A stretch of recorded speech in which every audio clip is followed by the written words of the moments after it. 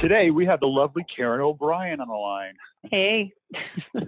What I'd like to do is go over a couple of industry topics I think a lot of companies struggle with is social listening, right? Everybody needs it. Everybody knows that great things come from insights, but there's a lot of tools out there. And, honestly, I'm struggling with what is the best. We've used some in the past.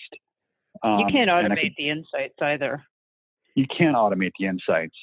So maybe we talk about... Those insights have to come from a person that is familiar with your business. I mean, you can automate the reporting of data, but you can't automate the insights.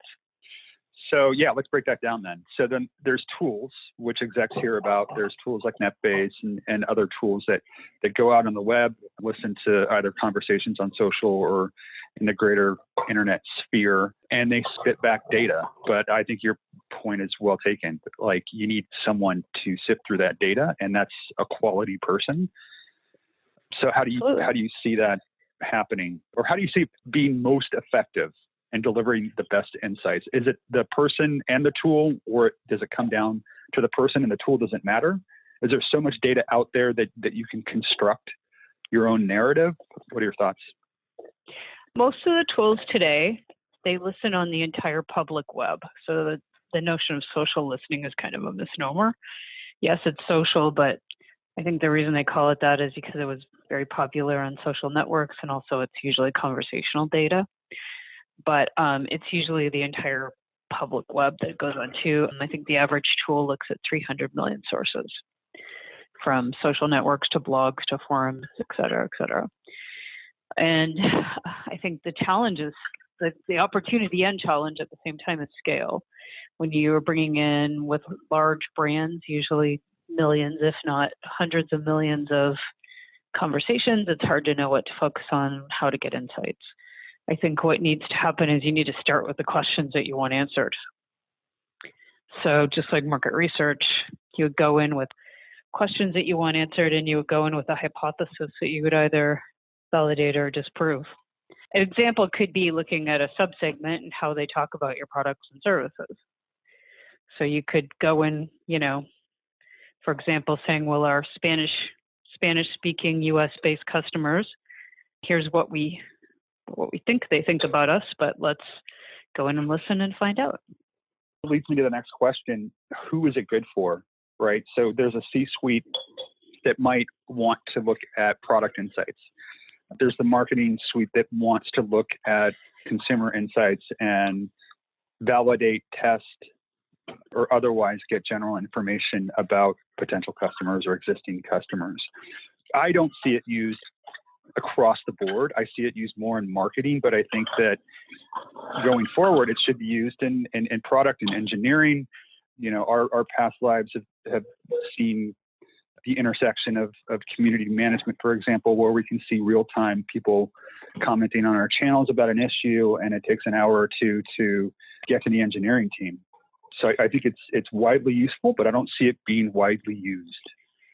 I think marketing has more access to it, but I think the insights are being used across most companies all up today. So, definitely engineering and product folks want those insights, but they want them interpreted in a way that is meaningful and useful to them. Mm-hmm. So it won't be useful to give them raw data, like tens of thousands of mentions of a product. You've got to come back with what are the three things that they can impact. And do you see that being a role for a data scientist that is driven by a particular objective or department? Or do you see that it's helpful to have a data scientist help you create the dashboards to have the right data coming in and the wrong data being kept out, because there's a lot of noise because it's conversational data. But at the end of the day, it's usually somebody who is in the marketing or research discipline that is helping to create the insights. Mm. If social listening can be tied to the larger either research or brand health measurement efforts, even better. Like most large brands are tracking their own brand. and how well it's doing. Share of voice, sentiment, consumer propensity to buy. They're looking at the funnel. How healthy is their awareness, either unaided or aided. So if it can be tied to that, even better. Without naming any brands, what industries you think are nailing it, and which industries you think have an opportunity to leverage social listening? That's a really hard thing to say because it's so broad. I think every industry could actually benefit from it because there isn't, unless there is an industry that isn't on the web.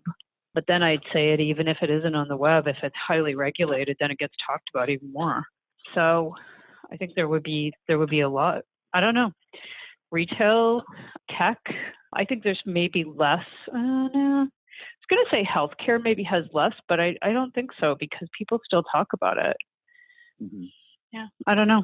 Be interesting to know.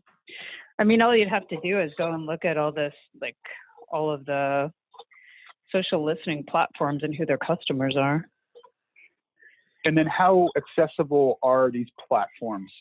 Aside from an awesome strategy and nailing your objectives and insights and knowing what you're doing, which requires talent, how accessible are they to, say, a startup versus a Fortune 500? I assume Fortune 500s don't have an issue paying for a big platform and getting those tools, but is it something that's accessible to a startup or a mid-range company? Yeah, it depends on what you want to do with it. If you have zero budget, you can still go into Google and look at what people and social networks and see what people are saying about your products and services. There you go. Google Alerts, right? You could set up some sophisticated stuff with a yeah, but also, Google. You could just literally go onto Facebook, Twitter, Instagram, and search on terms or hashtags and the actual company social pages. The problem is that you won't see what's in private message. Right. Which may have some deep, dark undertones. And Reddit tends to be a treasure trove of conversational data these days. Cool. What else about listening tools do you think folks would want to know? Some of the insights of you being, an exec and controlling these types of properties. They're very underrated. Social listening is just so underrated in general. And I think we should be doing social listening before we decide to make, it could be part of the input of data before we make decisions on creating products, strategic initiatives, all sorts of things, naming, campaign planning, media planning and strategy. There's a lot of information it can give you. But again, you need to go in and narrow it with what questions do you want answered. Great stuff. All right, that concludes our first podcast.